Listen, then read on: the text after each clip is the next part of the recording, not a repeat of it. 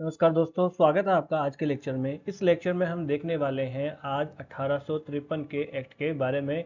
इससे पहले हम 1833 के एक्ट के बारे में ऑलरेडी जानकारी हासिल कर चुके हैं। ठीक है, अब आ जाते हैं 1853 के चार्टर एक्ट के बारे में। तो देखिए, जो कंपनी का शासन था, कंपनी का शासन अगर उसे मोटा मोटी माने कि 1773 से माने तो 1773 से लेकर 1853 के ये जो चार्टर एक्ट है यहाँ तक कंपनी का शासन होता है। उसके बाद में आपको पता ही है कि 1857 की क्रांति हो जाती है और उसके बाद में कंपनी के शासन को सीधा सीधा वहाँ के ब्रिटेन के सम्राट के अंडर में ले लिया जाता है। ताज का शासन फिर शुरू हो जाता है। तो कंपनी का शासन तो यहीं तक होता है 1857 तक ही।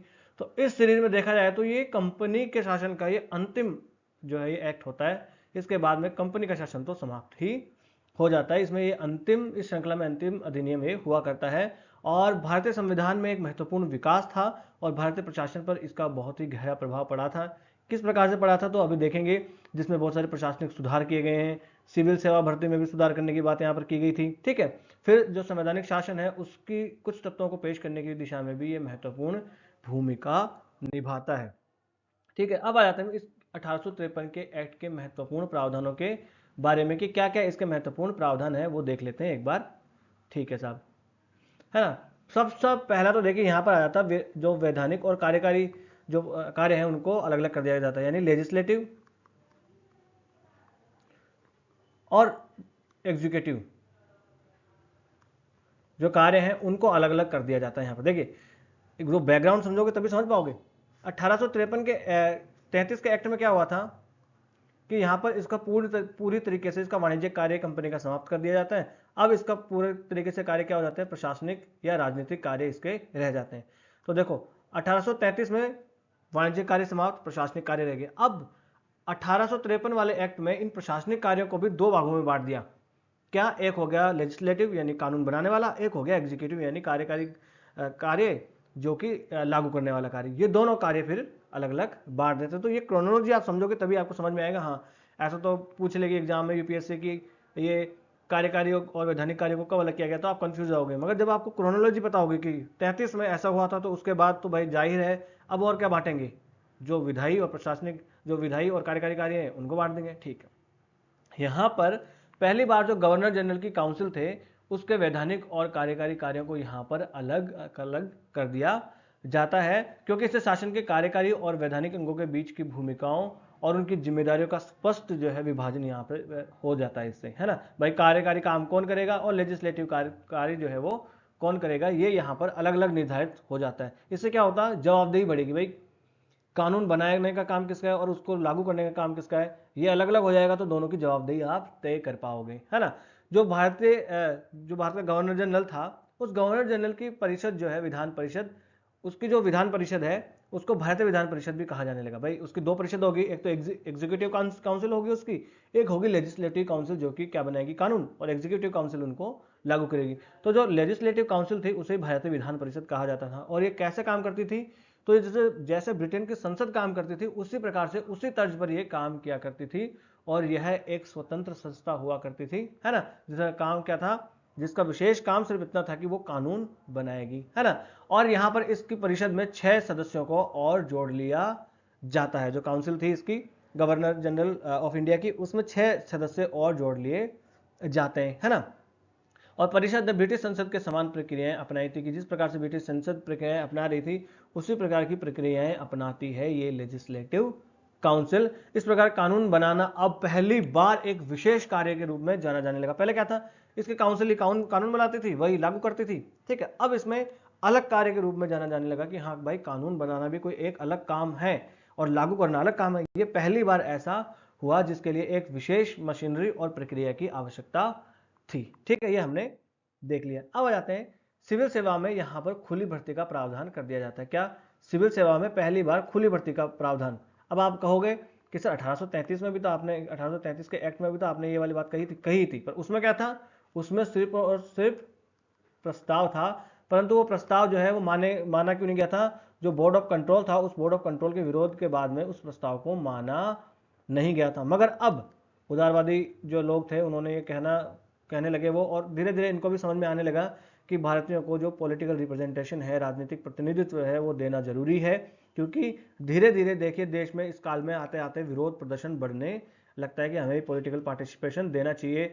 और जो अंग्रेजी शिक्षा प्राप्त जो मध्य वर्ग उभर चुका था एक, वो यहाँ पर आप देख सकते हो कि राजा राम मोहन राय वगैरह हो गए, ये 1828 के आसपास, और इस प्रकार से आके पूरा देश में एक आप कहो कि जागरूकता का माहौल जो है वो चल पड़ता है, एक जन जागरण का काल ये होता है। तो इनको भी पता लग जाता है कि अब भारतीयों को कैसे भी ना कैसे करके पॉलिटिकल रिप्रेजेंटेशन या एडमिनिस्ट्रेटिव रिप्रेजेंटेशन तो देना ही पड़ेगा। तो यहाँ पर खुली प्रतियोगिता का प्रावधान कर दिया जाता है। जो आईसीएस हुआ करती थी, जैसे आज का जो आईएएस है ना, वो आईएएस जो है वो इसी आईसीएस से निकला है, इंडियन सिविल सर्विस, इसी से इंडियन एडमिनिस्ट्रेटिव सर्विसेज निकला है। तो ये जो आईसीएस है उसमें भारतीयों के लिए दरवाजा खोल दिया जाता है। बाद में 1863 में आके जो है पहली बार भारतीय जो है वो कोई एक सिविल सेवा में आते हैं, सत्येंद्र नाथ बोस जिनका नाम होता है।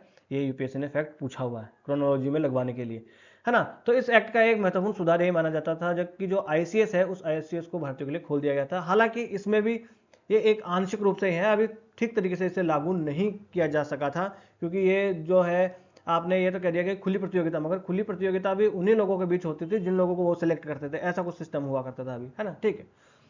पहले ये सेवा सिर्फ अंग्रेजों तक ही सीमित हुआ करती थी और ये सिर्फ और सिर्फ लंदन में ही आयोजित की जाती थी। हालांकि अभी भी सिर्फ लंदन में आयोजित की जाती है, भारत में तो बहुत बाद में आयोजित की जाएगी, जब ली आयोग बनता है 1923 26 या 26 के आसपास, जब ली आयोग बनेगा ना, उस काल में फिर उसके बाद जो है ये भारत में करवाई जाने लगती है ये, तो ठीक है। अब यहाँ पर जो मैकॉले समिति हुआ करती थी 1853 में, उस मैकॉले समिति ने, जो कि भारतीय सिविल सेवा पर आधारित हुआ करती थी, तो ऐसा भी क्वेश्चन बन सकता है कि मैकॉले समिति भारतीय सिविल सेवा से संबंधित थी। आपको लगेगा सर सिविल सेवा से संबंधित, मैकॉले तो हमने शिक्षा से संबंधित सुना है, नहीं, सिविल सेवा से संबंधित भी इसकी कमेटी हुआ करती थी, है ना, जो कि 1854 में बनी थी। और इसने सिफारिश की थी कि भाई खुली प्रतियोगिता जो है वो अपनाई जानी चाहिए। हालांकि देखो मैकॉले के जो लोग हैं वो बुराई करने वाले, तो आलोचना करने वाले करते हैं क्योंकि इन्होंने पूरा गलत ही किया, मगर नहीं, इन्होंने कुछ अच्छे काम भी किए थे। तो खुली प्रतियोगिता के लिए इन्होंने बात कही थी कि भाई खुली प्रतियोगिता होनी चाहिए।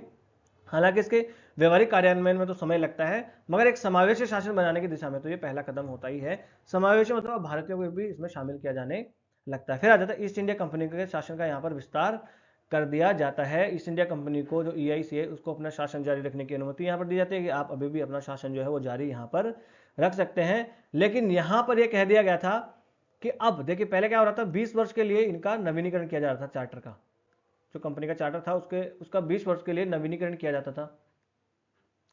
मगर अब यहां पर इसका 20 वर्ष के लिए नवीनीकरण बिल्कुल भी नहीं किया गया। इसमें यह कह दिया गया कि अब कंपनी जो है उसको 20 वर्ष के लिए इसका नवीनीकरण नहीं किया जा रहा है, और ये अब महारानी और उसके वारिसों का विश्वास पात्र बन के ही ये अपना शासन आगे संभाल पाएगी। यानी कि आप देखो इसमें फ्यूचर अधिग्रहण के लिए, यानी भविष्य के कंपनी के अधिग्रहण के लिए मार्ग यहीं से खोल दिए जाते हैं। 1857 की क्रांति तो बाद में एक मान लीजिए कि एक चिंगारी का काम ही करती है, वो तो तात्कालिक कारण ही होता नहीं, तो धीरे धीरे ये अब ब्रिटिश सरकार जो है वो वहाँ का जो क्राउन है वो अपने शासन में लेने ही वाला था वैसे भी कंपनी को, क्योंकि देखिए धीरे धीरे ये ऑलरेडी ऐसा शुरुआत हो चुकी थी, ठीक है साहब। अब यहाँ पर ये प्रावधान भी यहाँ पर डाल दिया गया था कि जो ईस्ट इंडिया कंपनी है उसको किसी भी समय जो है वो ब्रिटिश संसद द्वारा समाप्त किया जा सकता है, और वो सिर्फ जो महारानी है, महारानी विक्टोरिया उस काल में हुआ करती थी, उसके वंशजों के जो है विश्वास पात्र बन के ही वो रह सकती है, और जब चाहे वहां की संसद उसे हटा सकती है, ठीक है। तभी तो 1857 की क्रांति के बाद में 1858 में एक्ट लाके इसको हटा दिया जाता है और सीधा क्राउन का शासन आ जाता है ना। और पहले के चार्टर की तरह इस एक्ट में भी कंपनी के शासन के लिए कोई निर्धारित अवधि नहीं दी गई थी। जैसे पहले 20 वर्ष का नवीनीकरण किया जाता था ना, वैसा इस बार यहाँ पर कुछ भी नहीं किया जाता है। फिर यहां पर स्थानीय प्रतिनिधित्व का की शुरुआत कर दी जाती है। देखो भाई 1833 के एक्ट में हमने देखा था कि अब व्यापारिक कार्य जो है वो तो पूरी तरीके से समाप्त हो चुके हैं, सिर्फ और सिर्फ इसके प्रशासनिक कार्य बच गए।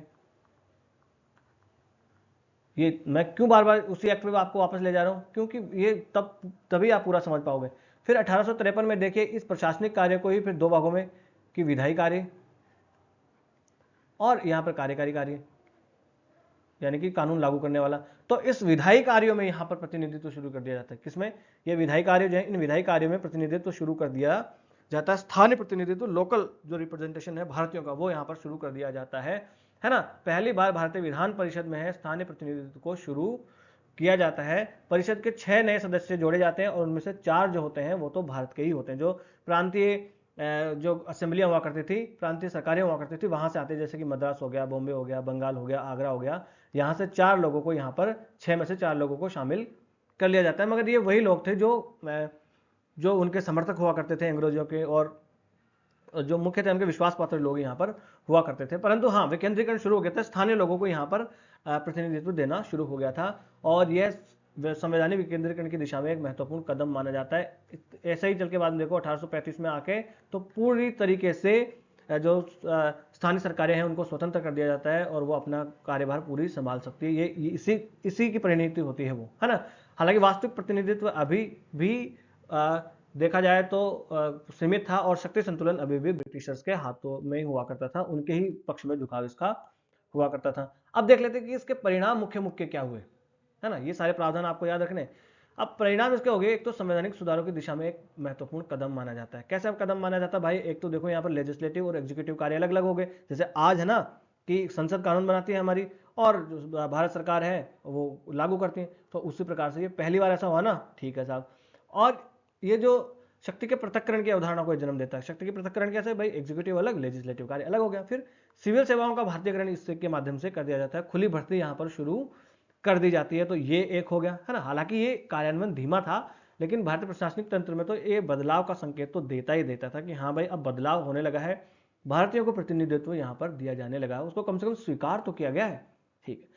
और यहाँ पर एक सीमित राजनीतिक प्रतिनिधित्व की बात भी आ जाती है, जो विधान परिषद हुआ करती है, हालांकि कार्यकारी परिषद में नहीं है, वो तो बाद में इसमें शामिल किया जाएगा, है ना। Lord SP. सिन्हा जो थे उनको सम्मिलित किया जाएगा कार्यकारी परिषद में पहली बार, परंतु अभी विधान परिषद में तो सम्मिलित कर दिया गया कि भाई कानून बनाने में तो आपका शय हो सकता है, भले ही अभी लागू करने में आपका शय ना हो। तो इस प्रकार से ये एक सीमित राजनीतिक प्रतिनिधित्व की प्रक्रिया भी शुरू कर देता है। तो बस आज का लेक्चर यही समाप्त कर लेते हैं। नमस्ते, धन्यवाद।